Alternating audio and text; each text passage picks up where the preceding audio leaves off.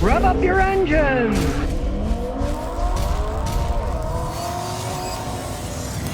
James Foster says, I just want to say every single thing I learned about my cars from this man right here. Well, thanks. Now, I learned from my grandfather, but it's kind of a funny story. I started working when I was 14 at a corner gas station in Lewiston, New York. My father ran it. My grandfather was the chief mechanic, right? So I said, hey, grandson, you're going to teach me how to fix cars. He said, I'm not going to teach you a damn thing, but you can watch. Now, that was fine with me because I don't listen to people anyways. So I watched him, and he knew what he was doing. Now, this is back in the 60s. And back in those days, man, we didn't have mechanic stethoscopes. We used a giant screwdriver. We'd listen to noises that way.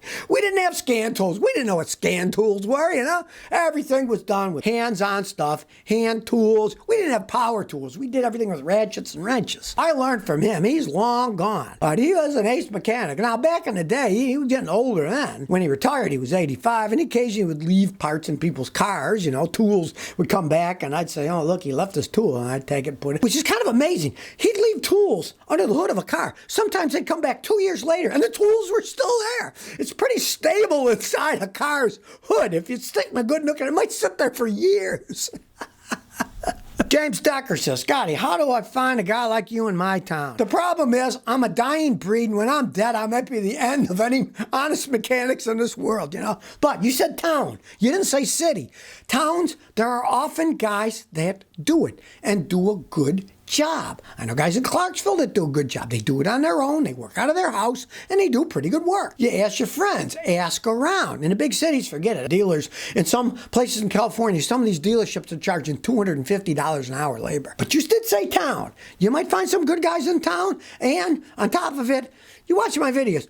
Buy yourself maybe one of these $200 scan tools, the top really good ones. There's an X tool one out there that I just got the other day, and it blew me away because it's a dongle that you plug into your dash and you use your phone, right? And it does a lot of the stuff that my X tool one that costs $1,400 does, and this is $219. So these things are getting cheaper and more out there. It's a good idea to learn a little bit yourself so people don't rip you off. Brito says, Scotty, my car makes a knocking sound at operating temperature. It only comes when I rev it 2,000 to 4,000. Okay, well, I got bad news for you. It's probably your rod's knocking. Make a video, send it to me, I'll listen to it, and I'll tell you. I can tell by hearing the sound. But unfortunately, when you rev up an engine and the rod bearings are worn, now they're only worn by a few thousandths of an inch, but it gives them enough play that at higher RPMs, the pistons are now knocking inside the cylinder, going, rrr, rrr. That means the engine's on its way out, and you got to rebuild it, and that is a small fortune on any modern car. That's why I tell people, use full synthetic oil. Change it every 5,000 miles. Oil and oil changes are cheap enough if you do them yourself. Don't go to some place. They might put in cheap oil and not tell you. Buy good oil filter, change it yourself, right? Easy to do. You're not going to have engine problems, of course. Unless you buy a Fiat, you'll have engine problems anyway because they're made like crap. But most cars, you take care of them. They're going to last quite some time. Do it yourself because now, hey, it's probably too late. The engine's going to have to be rebuilt. TJ says, I'm trying to decide between becoming a diesel tech or an auto tech. I'm leading towards diesel. What should I look out for? Well, that makes sense if you want to make money because diesels, they can give all this BS about electric cars, but diesels are infrastructure, trains, cars, boats. They're not going away anytime soon. The only thing I think will happen with them is they'll go for cleaner fuels. They'll make biodiesel fuel, which is very easy to make. So I can't see them going away anytime soon. Cars, yeah, another story. But with diesels, you're going to make more money, too, because it's commercial. You fix commercial things. If a commercial bill is, you know, way up here, a regular car bill is down here. So you're going to get paid more. You make more money. If you run your own business, you'll make a lot more money. Even if you work for somebody, you'll make more money. That's a smart thing. Now, just look that you go to a good school. Don't go to some fly-by-night place that's, you know, we'll give you a degree in 9 months. You can't learn it in 9 months. Make sure it's at least a 2-year accredited program so you don't get ripped off and then you get out and nobody gives you a job because we don't trust that little place that's accredited. So they'll trust it and you'll get a real job and not being an oil changer at a Walmart or something. George Jobert says, Scotty, Mustang versus Camaro, which one's better in your opinion? Depends on what you want. Speed versus that stuff. The Camaros are very fast, but the Mustangs are fast too. But they're going to be making Mustangs probably forever. Even if they have to, they'll electrify them, right? Camaros, they stop making them. They make again, they stop making them. They're making them again. And I'm pretty sure they're not going to be making them in the near future. GM said stuff, they're not going to be making them again. They are cheaper made. They don't last as long. They're both very fast cars, but the Mustangs hold up a lot better than the Camaros do. That's why they've always made Mustangs, but they've stopped stopped making Camaros various times. I'd stick to the Mustangs if you want a fun car to drive around. Philip Macy says, Scotty, the Rivian truck looks awesome. What are your thoughts? Yeah, well, lots of things look awesome. Jaguars look awesome too. They're beautiful looking cars, but I'd never buy one. It's a new electric truck. Who knows? Is there going to be an infrastructure in this country to do it? Who knows? And then, are there going to be power plants to power the infrastructure of charging stations? They don't have enough charging stations now. If they built 2 million of them, where's the power coming from? So that whole thing, I would not mess with. I have threatened, if you remember, months ago, the company saying, I'm calling you out. You're all full of crap. You say these electric cars work. I'll test them cross country. Not a single company sent me one. They know it's BS, and they're just trying to sell you BS. They're hawking. They're the barker at the county fair. Step right up, see a bearded ladies. Yeah. See the electric car that doesn't work that well because there's no infrastructure. I wouldn't buy one. Yeah, they look cool, but lots of things look cool. Do you want to own one? Maybe not. PT says, Scotty, how can you get rid of a PO300 code? That's the code for intermittent misfire, one of the hardest codes to fix. I have an 07 Pacifica, 103,000 miles. It sat for a few years. I changed the fuel pumps and the lines, and it started throwing out this code. You said you changed the filter and the pump. If you didn't do that, and it's not a coincidence that it just happened, you got a bad fuel pump. Fuel pumps have to pump the correct pressure to your engine.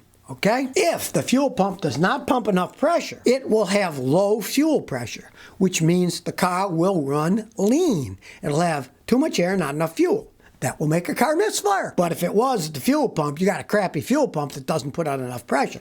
That's very easy for a mechanic like me to test. We just put our machine on and test the fuel pressure and say, fuel pressure's low, you change the filter, so it's not that. It would be that you got a crappy fuel pump. And I see it all the time.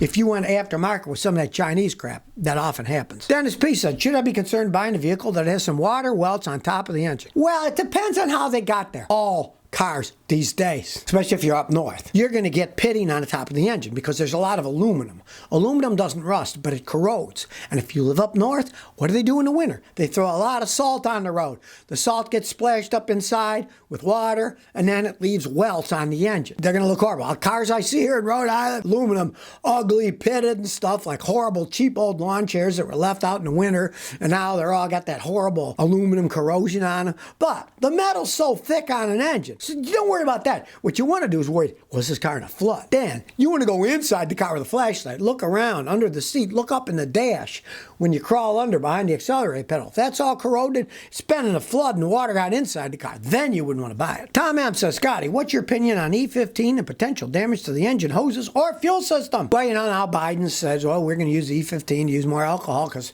the Russians aren't sending us oil and, la. Most gasoline now is going to have 85% gasoline and 15% ethanol, boost octane, right? The farmers love it because it's made out of corn. They get more money for their corn. They got a market. They don't have to worry who's going to buy this corn. They buy it because they make gasoline out of it. Now, 10%, they didn't really have any problems. And they claim they had the additives so that it worked fine. I'm assuming they have the additives correct so they can put 15% in. Of course, only time is going to tell that. Now, let's say you got an old car. It's been sitting around a while. It could bother it because being 15% alcohol does one thing that people who drink a lot know. Alcohol absorbs water. That's why people who drink too much get massive headaches. It takes the water out of your system. You need to drink a lot of water too if you're drinking beer. That's just the way that it goes. If you got water in your gas tank and now you put 15% ethanol, that will absorb the water in your gas tank and your car will run like crap. On an old car, maybe not such a good idea. Most modern cars doesn't matter. They have plastic gas tanks. They don't rust, you don't get corrosion, they should work perfectly fine. Garrison's Madhouse says, is it worth putting $1,600 into a manual 1998 Ford Escort ZX2 I'm getting for free? Well, sure. Now, let me tell you something. It's a ZX2. If you're in England, I don't know where you are, you're probably in the United States, right? In the United States, nobody gives a crap about those cars. But in England, the guys souped them up when they were younger. And now, the guys that didn't have money to buy them are rich. Some of those things go for $8,000, $10,000. People like them because a lot of them have Cosworth technology. That's the English race guy, and they are fun to drive around. You're getting it for nothing, so what the heck? Why not? But if you're in England, definitely do, because even if you don't like it, you could sell it out and make a bunch of money because people like them there. United States, like I said, they were never popular. In England, hey, those are collector's cars, and people will pay good money for them if they're not all rotted out and rusted. Of course, now, look under the car, jack it up. If it's all rotten and rusted, don't bother putting any money into it because it's useless. They're unibody construction. They're not frame with a body on it. They're all unibody, and if it's all rotten, it's useless. Wouldn't be worth fixing. So if you never want to miss another one of my new car repair videos, remember to ring that bell.